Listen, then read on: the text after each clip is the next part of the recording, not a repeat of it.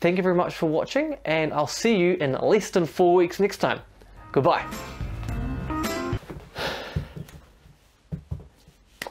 So yeah, that happened.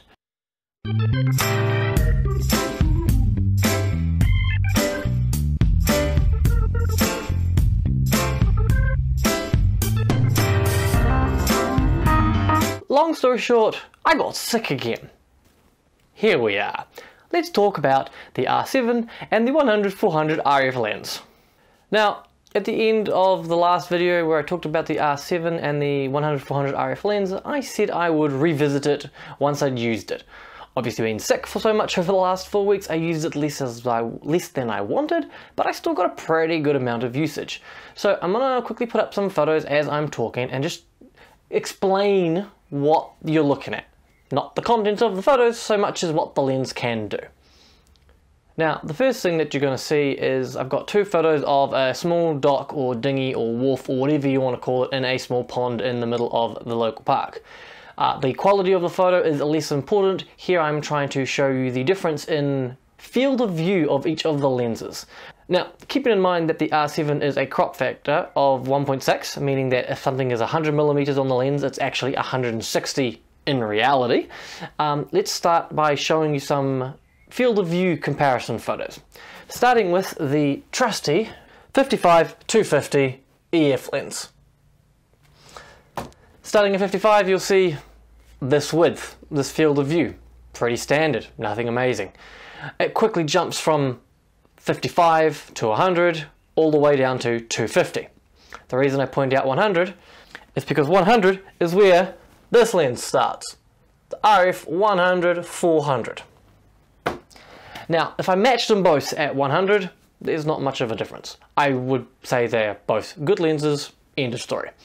Matching them at 250, I would argue that the 100-400 is a better lens. However, the photos I've got are not comparing quality, I'm solely comparing field of view.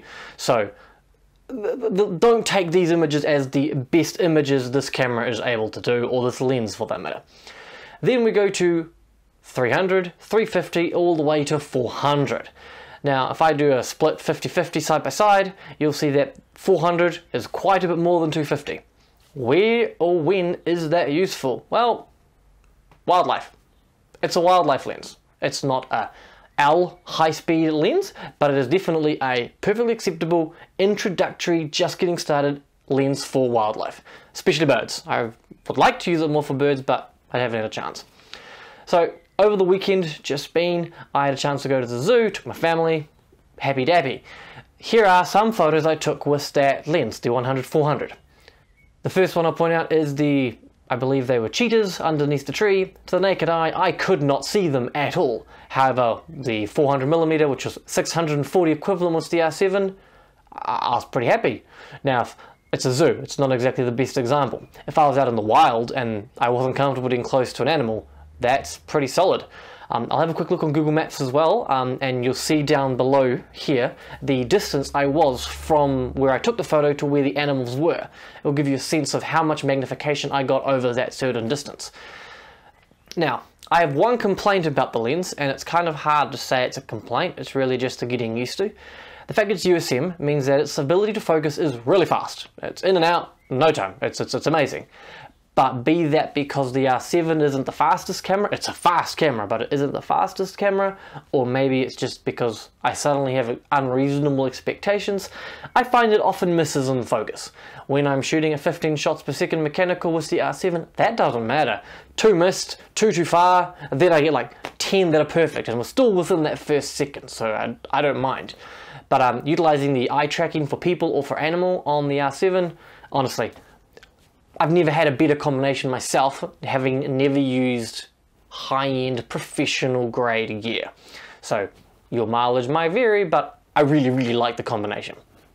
Now on the same night I took 2 photos. Ironically, this was the same night I then realized I had strep throat, so it wasn't the best night. But I actually didn't sleep at all that night. But the moon, back on track. I took the R7 was its in-body stabilization. I put on the 55-250 and I just went all the way to 250 and I tried to photograph the moon. I did not use a tripod on purpose to explain the benefits of in-body stabilization.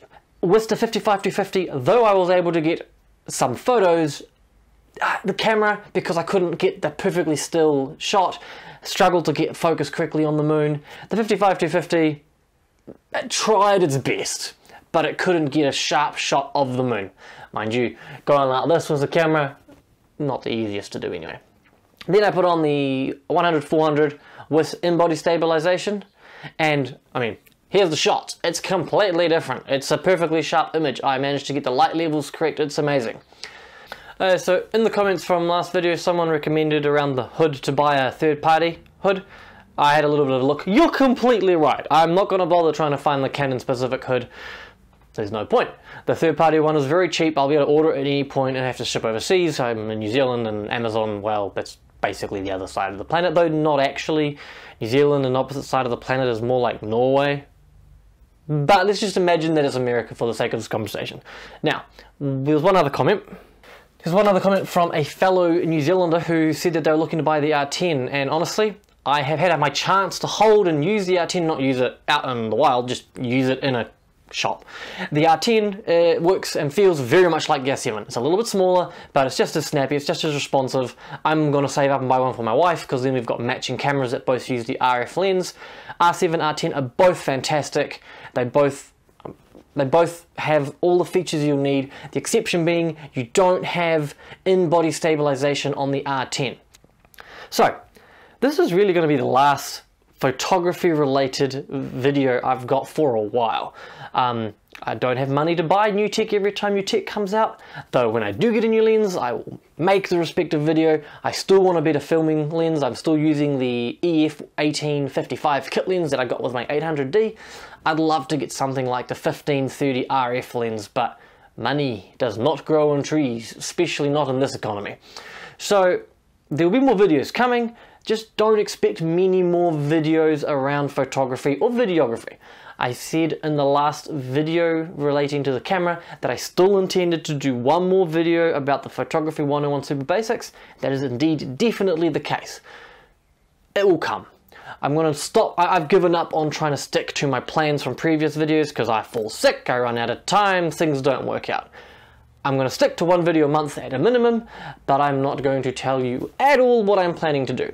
However, I will let you know in advance that you can expect more videos around projects, woodworking, making things for the house, fixing things in the house. There will be more videos on that area, less videos around camera. However, if you've got any questions about the R7, the R10, which I will make a video about when I buy, any of the lenses I've said that I've got, or anything else that I at least feel that I am at least well enough in understanding to be able to explain it and not make a complete fool of myself or mislead you, please drop a comment. I would love to be able to answer questions. I think photography is an extremely fun hobby. It's not a cheap hobby, but it is a hobby that once you've got the camera and you've got a good lens, you can do a lot without having to actually spend more money. Yeah, stick around with the channel, hopefully. Hopefully so far it's been fun. I know it's pretty much all been photography, the odd in between other thing, but now over time I'm going to start adding more stuff. I've run out of things to do photography related, but questions I will try my best to answer, and maybe some surprises here and there as time progresses. So far, thank you very much for watching what videos you have or haven't watched. This is part 2, so if you hadn't watched part 1 and you're kind of confused, this I think will be where part 1 will be. Might be down here, or I haven't tried that, but yeah. So thank you very much for watching, and I'll see you guys all on my next video. Goodbye.